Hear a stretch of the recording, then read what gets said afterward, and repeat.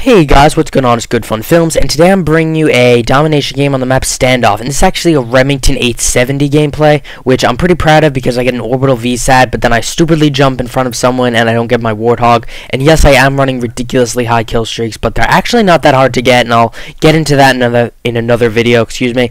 But this video is mostly about how, even though the shotgun has been buffed a lot in this game, and I'll get a little bit more into that either in another video or later in this video, you can still definitely play the objective and still get high score streaks, because even if I wasn't capping, even though I did get a couple of caps and defends, I was pushing the other team's spawn, and what that did is it prevented them from just raining nades on top of the B flag and our flags, and prevented them from forcing a lot of deaths and just a lot of wasted time trying to get that middle flag, compared to now where some of my team was getting the flag, and I think like a couple other people were pushing the other team's flag and spawn point, and it forced them to react to us instead of having free reign and being able to just drop grenades on everything.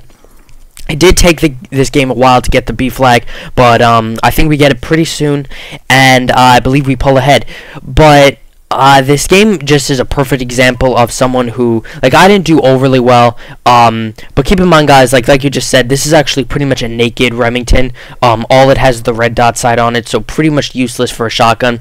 But like I was saying, guys, I went 25 and 11, which doesn't seem like a lot, but it's pretty good, at least in my opinion. I actually have been using the shotgun a lot since this game, and I've actually been doing really well with it, so I was pretty happy, and I'm really enjoying it. But it just proves that if you play the map correctly, and this is definitely a shotgun map, no doubt about it, you can do really well. And you know, I've even used the shotgun on slightly larger maps, and I do really well with them. You just have to navigate the map really well and stay in those tight areas. You know, Modern Warfare 3, like, there were a lot of really big maps in comparison to other Call of Duties, but this game doesn't really have that many big maps. It seems like they're pretty well balanced. Like, they have one like large area, like where the B flag is on this map, and then a couple small, like, tight areas, like that middle section next to B, or this part that I am in right now,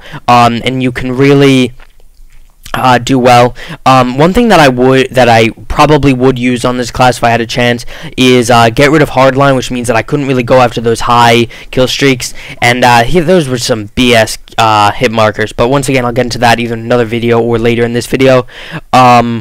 But not being able to run higher kill streaks isn't the worst thing, especially if you just play correctly. You can get those anyway. But overall, I think that I would get rid of that and put Ghost on it, because with the UAV, there's so many UAVs in this game, because so many people don't either go for or can get higher kill streaks, that there are just so many UAVs in this game, and without either shooting them down or having a teammate who shoots them down, or just moving so quickly, or staying in the areas that really suit your weapon, and that was just, I got stuck on the boxes, you're almost always going to lose your gunfights unless you're playing really well. And so I think Ghost is definitely a good thing. But one thing that I wish they had done is maybe balance it a little bit more, like maybe made like the RCXD a little bit easier to get than the UAV, and then not being able to unlock Ghost until you were a little bit higher, I think would have made it a little bit more balanced, because right now Ghost is really balanced. I've used it in the league play, which I did a little quick blurb about that in my league play game, and that was actually a really good way of doing it, because if you aren't moving, it doesn't count. So you can still be seen on the radar if they have a UAV up. So that's just a really good way to do that, and I think that really works well. But I think they kind of went a little bit overboard in a way, keeping people from getting it, because not only do you not unlock it until your level 50, I want to say, 55 being the max rank, it isn't 80 like it was in Modern Warfare 3, and now it isn't as overpowered. I don't know, it seems a little bit overboard to me, but you know, it's the Call of Duty community, so if there's a way to take advantage of a perk or a weapon, the Call of Duty community will definitely take advantage of it. But overall, like I was saying, guys, this is definitely a shotgun map. Like, you could just see that was a complete shotgun game right there. There was nothing that person could do. They were just too close. And you know, like, I got a couple, like, I think BS hit markers in this game, just because even though the Xbox is way better than the PS3, at least from what I've heard and what I've seen, it's not perfect yet. I still think Modern Warfare 3 is better with handling everything, but I'm pretty good so far. I actually get host a lot, which isn't bad at all. But there you go, guys. I went 12-8 in the first round, and that I think was pretty good. Considering that I'm using a shotgun and I'm running around like an idiot, and I'm not doing the best I can, I think that was pretty good.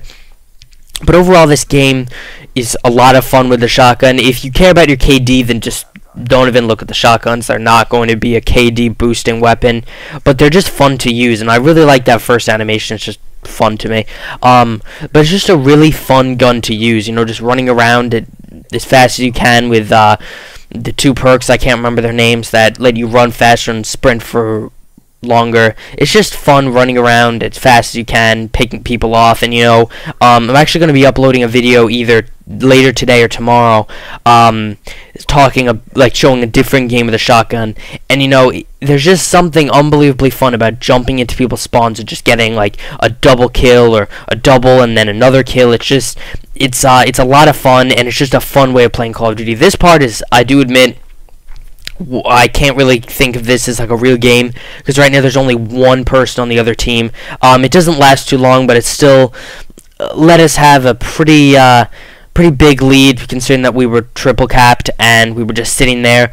And right here, I believe people are joining, but still, considering that it really wasn't fair, you can't really say that this was a completely legitimate victory. But my orbital VSAT was completely legitimate.